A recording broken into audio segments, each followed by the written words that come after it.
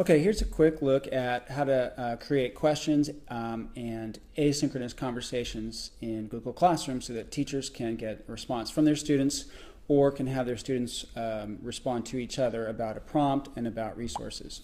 So for example, here's a pretend prompt that I've set up, and you can see that I have 3 students who've responded to it and are done, and no students are still working on it.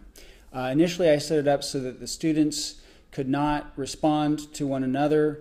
They were sort of blind in responding, and I could see it, the teacher can see it, but students can't see each other's work. I then went in and changed that setting later so that now a student can see and reply to her peers' work, and they can have a conversation about a topic. To create a question in Google Classroom, I click on the plus icon down here, and then I want to create a question. So I can click that.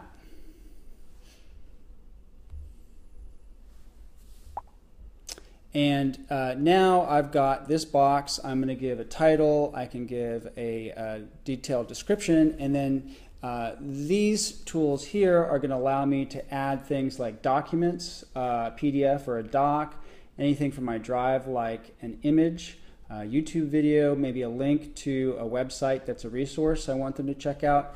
I can also assign this prompt to multiple classes beyond the current one.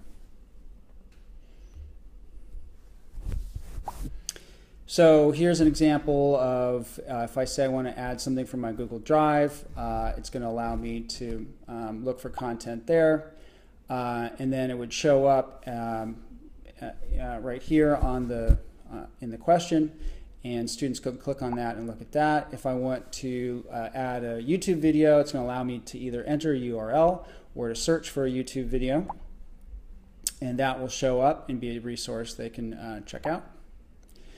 And after I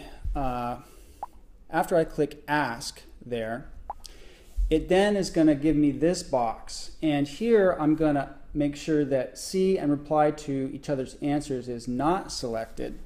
And that way they're responding kind of without being influenced by one another.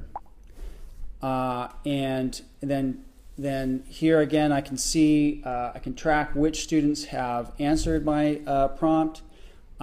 Who's meeting the deadline, maybe who needs a reminder if I want to do that. Here, for example, I can see that, let's say I wanted to email a student, I can select one or more students and then send a reminder email if I want to. Also, when I am ready to change the settings so that students can see and reply to each other's work, I would click on the assignment's title, and then I would click on this gear icon, and that's going to let me change that tick box setting. And so now I can sort of open up the conversation and they can reply to each other.